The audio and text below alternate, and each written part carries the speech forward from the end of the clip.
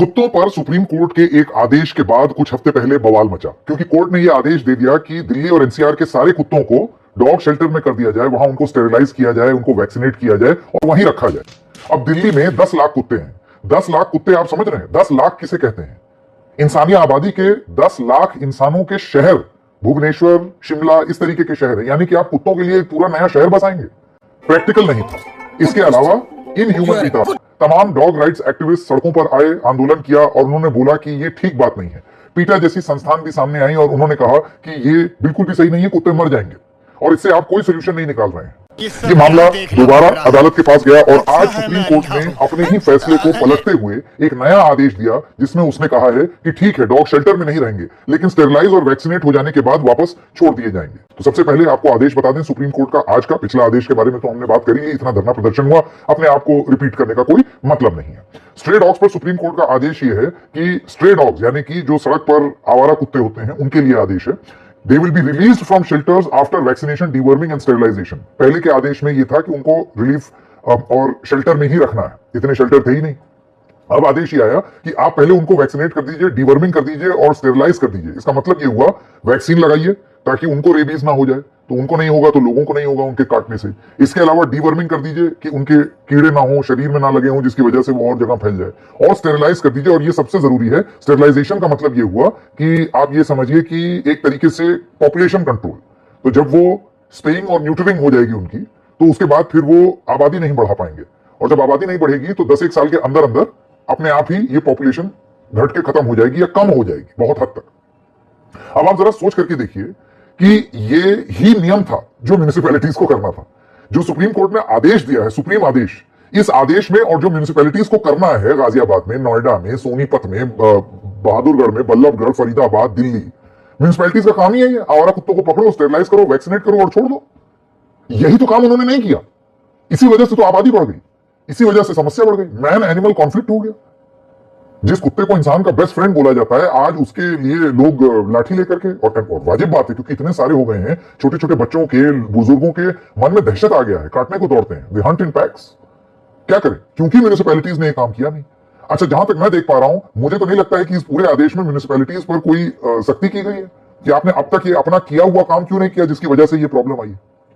सबसे पहले आपको सुनाते हैं सुप्रीम कोर्ट से आने वाले कुछ बयान। अच्छा ऑर्डर दिया है, बहुत बैलेंस्ड है, इसके अलावा कुछ हो नहीं सकता था। देखो, हमको दोनों पक्ष देखने पड़ेंगे। तो दोनों पक्ष ये थे कि जो डॉग लवर्स हैं उनका भी सारा काम हो जाए, और जो थोड़ा सा डरते हैं डॉग से उनका भी काम हो जाए। तो आज मेरे हिसाब से it's a very very balanced order, अच्छा ऑर्डर है। उन्होंने ये कहा है, और सबसे बड़ी बात, उन्होंने सारे स्टेट्स को इन्वॉल्व कर दिया इसमें, सुओ मोटो, कि सिर्फ दिल्ली नहीं है, this will cover all the states. That's a very, very thoughtful, remark that they have made, the observation that they have made. They have said जो aggressive dogs हैं, जो बाकी जो regular dogs हैं, उनकी sterilization होनी चाहिए। जो aggressive dogs हैं, उनको ponds में लेके जाना चाहिए। वहां पे हमें थोड़ी सी तकलीफ होने वाली है, बिकॉज वो लोग कैसे आइडेंटिफाई करेंगे? एमसीडी तो सारों को ही उठा के ले जाएगी, सारे बच्चों को उठा के लेके जाएगी। तो that we have to, I think as dog lovers we need to take care of that, तो वो थोड़ा सा हल्की सी मुझे was not very happy with that portion of the order. और फीडिंग एरियाज के बारे में उन्होंने कहा कि एमसीडी एक फीडिंग स्पॉट्स बनाएगी, and people will not be allowed to give food on the streets. So that is very important also, कि streets पे जब हम खाना डालते हैं as dog lovers, तो वो थोड़ा सा हमारे लिए भी गड़बड़ करता है, क्योंकि बच्चे अटैक कर सकते हैं। अगर कोई वहां से पास कर रहा है, कुछ कर रहा है, उनको थोड़ी सी इनसिक्योरिटी होती है कि मेरा ये खाना ना हटा दें यहाँ से, तो बच्चे थोड़ा सा अग्रेसिव हो सकते हैं। तो इसके लिए भी ठीक है, we are okay with that portion of the order. आइए अब और आगे बढ़ते हैं। ये आदेश ये भी कहता है कि कुत्ते जिनको रेबीज हो गया है और जो अग्रेसिव बिहेवियर दिखा रहे हैं, उनको रिलीज ही नहीं करना है।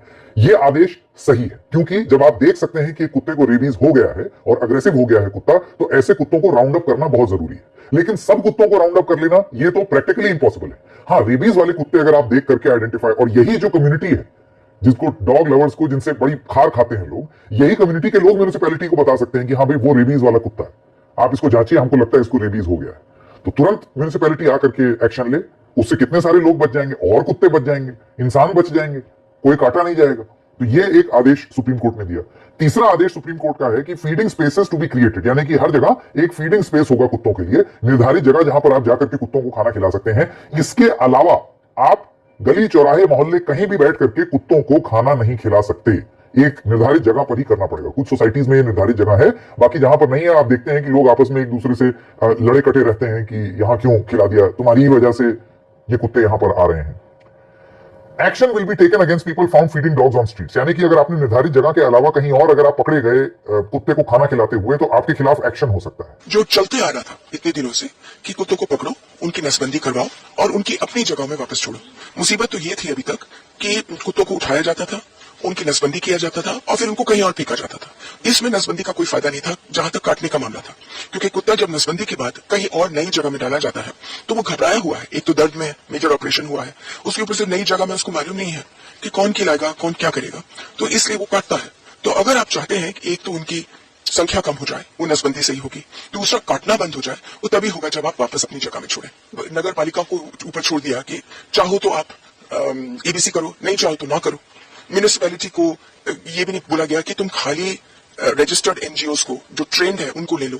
कोई एनजीओ की ट्रेनिंग कहीं देश में नहीं की गई है, कोई एबीसी सेंटर ढंग का नहीं लगाया गया, एक पैसा नहीं दिया गया। तो अब एक नेशनल पॉलिसी हो जाए। अब सरकार ने क्या किया है, पहली दफा में सुप्रीम कोर्ट के डर के मारे उन्होंने पार्लियामेंट में ये लिखा है, ये कहा है 3 दिन पहले कि 2,500 करोड़ रुपए वो डाल रहे कार्यक्रम में कि एक ही जगह में खिलाओ हर कॉलोनी में, और अगर कॉलोनी में मान लो 5 कुत्ते या 10 कुत्तों से ज्यादा है तो 2 जगह बनाओ, लेकिन जहां भी खिलाना है सोच समझ करके खिलाओ, लोगों के घरों के सामने नहीं। एक जगह में खिलाओ जहां बोर्ड लिखा जाएगा, फीडिंग बोर्ड, वहां जाओ, वहां खिलाओ, कुत्ता आता है आए, नहीं आता तो भूखा रहे। ये एक जरूरी आदेश दे दिया है सुप्रीम कोर्ट ने। हालांकि पिछली बार भी इसकी तरफ इशारा था, इस तरफ बात कही गई थी। मैं इससे जुड़े हुए जो सवाल हैं उनमें अंत में आऊंगा उन सारे सवालों पर। अगला, हर म्यूनिसिपल अथॉरिटी को एक डेडिकेटेड हेल्पलाइन बनानी होगी वायलेशन रिपोर्ट करने के लिए, ईच म्यूनिसिपल अथॉरिटी। अब वायलेशन किसका? वायलेशन उन लोगों का जो कुत्तों को खिला दे रहे हैं, इसके लिए म्यूनिसिपल हेल्पलाइन होनी चाहिए। वायलेशन इस बात का कि म्यूनिसिपैलिटी अपना काम नहीं कर रही है और लोग वहां जाकर के शिकायत करें, किस चीज की हेल्पलाइन? क्योंकि अभी तक जो समझ में आ रहा है, ये हेल्पलाइन इस चीज के लिए बनाने को कहा गया है कि आप कुत्तों को कहीं भी खाना मत खिलाएं, और अगर खिलाएं तो कोई भी फोटो लेकर के या आपकी शिकायत कर सकता है। ये बात समझ में आ रही है। Animal rights activist should not create obstruction. कोई भी एनिमल राइट एक्टिविस्ट विघ्न बाधा उत्पन्न नहीं करेगा जब ये सारा काम हो रहा होगा। ये तो पिछली बार भी बोला गया था।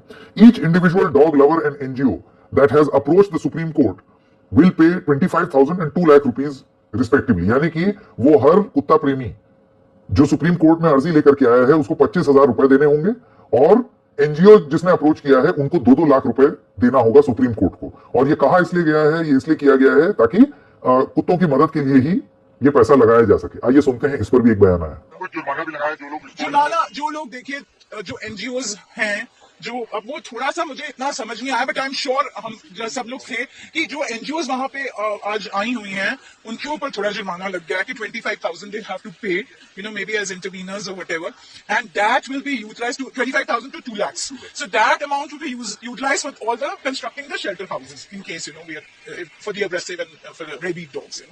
So and no individual, no NGO will be in case they object or obstruct, not object but obstruct in this kind of where people are the MCD is trying to do their jobs by sterilizing and all that. They have to be dealt with severely. So that is also another point that they have made, and so ultimately what they have said is the effective implementation of the ABC rules, which I'm so happy with, because that was not happening for years now, and that is the reason I had filed RTI in 2016, and I'm struggling since 2016. High Court में गया, High Court में कुछ नहीं हुआ, यहाँ पे आई हूँ मैं, अब issue notice हो गया. So we are hoping for a good order in that also. So I think this is the only solution to this whole issue of the community animal. Next, no adopted dog to be returned to the street. Suppose आपका दिल आ गया किसी कुत्ते पर और आपने उसको गोद ले लिया, तो गोद लेकर के आप वापस उसको गली में नहीं छोड़ सकते। अब इससे जुड़े हुए बहुत सारे सवाल आएंगे और ये इंटरेस्टिंग होगा, क्योंकि बहुत सारे लोग गली के कुत्तों को घर में खाना खिलाते हैं और उसके बाद फिर वो कुत्ता गली में ही घूमता रहता है। तो इसको अडॉप्टेड डॉग माना जाएगा या इसको स्ट्रे डॉग माना जाएगा? स्ट्रे डॉग के नियम होंगे या अडॉप्टेड डॉग के नियम होंगे? और अगर इस तरीके का कोई इंसान जो घर में खिला करके और कुत्ते को वापस कॉलोनी में ही रहने दे रहा है, तो फिर इसको किस तरीके से देखा जाएगा? क्योंकि ये डेजिग्नेटेड एरिया तो हुआ नहीं, कुत्तों को खिलाने का डेजिग्नेटेड एरिया हुआ नहीं, ना ही ये पब्लिक एरिया है। क्यों? क्योंकि वो कुत्तों को अपने घर में खिला रहा है। तो फिर ये एक ग्रे एरिया है और इसमें होने वाली है सोसाइटीज में फिर झाए झाए, आप मान के चलिए। Next, court to evolve national policy after hearing all states, यानी कि अभी ये फाइनल आदेश नहीं है, अंतरिम आदेश है। आगे जब और राज्यों से उनका मत जाना जाएगा तो उसके हिसाब से नेशनल पॉलिसी आएगी कुत्तों के ऊपर। तो ये तो हो गया आदेश। अब आइए एक एक करके कुछ चीजों पर बात करते हैं। सबसे पहली बात जो मैं यहां बोलना चाहता हूं और वो ये है कि आज सुप्रीम कोर्ट ने जो आदेश म्युनिसिपैलिटीज को दिया है, ये म्युनिसिपैलिटीज का काम बिना आदेश के भी था। तो कोर्ट ने म्युनिसिपैलिटीज को यह बताया है कि आपको जो काम करना है आप वो काम करिए। इसका मतलब म्युनिसिपैलिटीज अब तक अपना काम नहीं कर रही थी तो जुर्माना कहां है? क्या लगाया जुर्माना? वो तो हमने नहीं देखा लगते हुए। इससे जुड़े हुए कुछ सवाल हैं जो मैं यहां पर पूछना चाहता हूं, unanswered questions. Question number 1, action on illegal breeders. इसके बारे में तो कोई जिक्र ही नहीं। आप जानते हैं कि ये तो स्ट्रे डॉग्स पर वर्डिक्ट है, लेकिन बहुत सारे ऐसे लोग हैं वो इतनी गंदी स्थिति में कुत्तों को ब्रीड करते हैं और उसके बाद फिर उनको बेच देते हैं। अब क्योंकि वो स्ट्रे डॉग्स नहीं है, वो डिजाइनर पपीज हैं, इस वजह से वो इस चंगुल से छूटे हुए हैं।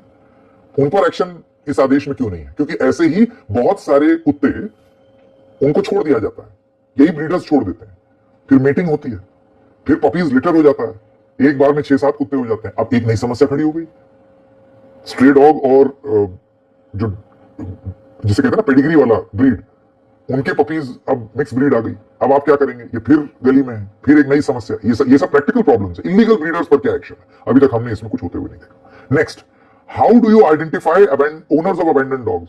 फर्ज कीजिए कि एक इंसान ने कुत्ते को गोद लिया और उसके बाद फिर उससे नहीं पाला गया और उसने छोड़ दिया। कुत्ते के गले में रेडियो टैग तो है नहीं, कुत्तों की ईयर मार्किंग तो हो नहीं रही कि इस कुत्ते का मालिक फलाना। तो अगर किसी ने अडॉप्ट करके और उसके बाद छोड़ दिया, और अडॉप्शन भी किस तरीके से, एक होता है अडॉप्शन की पूरी प्रक्रिया होती है जिसमें बाकायदा नाम, आधार, ये सारी चीजें लिखी जाती हैं, लेकिन बहुत सारे लोग गली से उठा लेते हैं। तो गोद ले करके अगर कोई गली से छोड़ दे, आप उसको पकड़ेंगे कैसे? इसका कोई फ्रेमवर्क नहीं है। सुप्रीम कोर्ट ने कहा है कि वो आगे इसके बारे में विचार करेंगे, नेशनल पॉलिसी लाएंगे। तीसरा सवाल जिसका जिक्र अभी थोड़ी देर पहले किया कि म्युनिसिपल अथॉरिटीज पर गाज गिरेगी कि नहीं। कह तो दिया आपने कि अब आपको स्टेरलाइज करना है, वैक्सीनेट करना है, डिवर्म करना है, लेकिन ये तो उन्हें हमेशा करना था। नहीं करने पर म्युनिसिपैलिटी के खिलाफ एक्शन क्या है?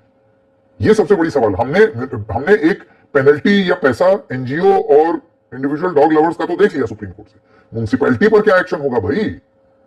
जो मेन काम जिन्होंने नहीं किया, जिसकी वजह से ये समस्या हुई। और चौथी और सबसे बड़ी बात, अगर डॉग्स को फीड करना बैन है निर्धारित जगह के अलावा, तो क्या हम और इस तरीके की स्थिति देखेंगे हर गली मोहल्ले में जहां पर विजिलेंटिज्म होगा कि एक्शन लिया जाएगा उन लोगों पर जो डॉग्स को फीड कर रहे हैं? अब आप जानते हैं कि एक्शन लेने का पेपर पे हक तो प्रशासन के पास है, म्युनिसिपैलिटी के पास है, पुलिस के पास है, लेकिन ऐसा होता नहीं है। वीडियोस बनते हैं हर कॉलोनी में, लोग खुद पुलिस बन जाते हैं, सब चीज रिकॉर्ड कर लेते हैं, फिर झकझक होती है।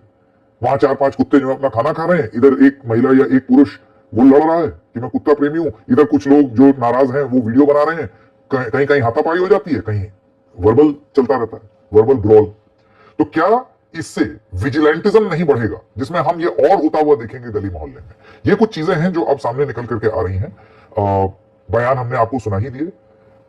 अब इंटरेस्टिंग ये होगा कि आगे चल के इस आदेश में एक जो बड़ी राहत मिली है वो एक तरीके से प्रशासन को भी मिली है। आप इतने डॉग शेल्टर बना ही नहीं सकते थे, तो इतने कम समय सीमा में हो ही नहीं सकता था। तो अब कुत्ते रिलीज किए जाएंगे, बिल्कुल वही जो हमेशा से होता है। क्या सुप्रीम कोर्ट के इस आदेश के बाद एनिमल बर्थ कंट्रोल जैसी चीज वाकई लागू की जा सकती है? क्योंकि अगर वो लागू हो जाती है तो आप ये जान लीजिए कि आपकी समस्या 90% वहीं खत्म हो गई। स्टेरलाइज कर दिया, वैक्सीनेट कर दिया, तो कुत्तों में अग्रेशन ऑलरेडी कम हो जाएगा, कुत्तों की आबादी धीरे धीरे कम होनी शुरू हो जाएगी और ये समस्या ऐसे ही धीरे धीरे करके निपट जाएगी। क्या ऐसा होगा? हम देखेंगे। नहीं, फिर मिलेंगे।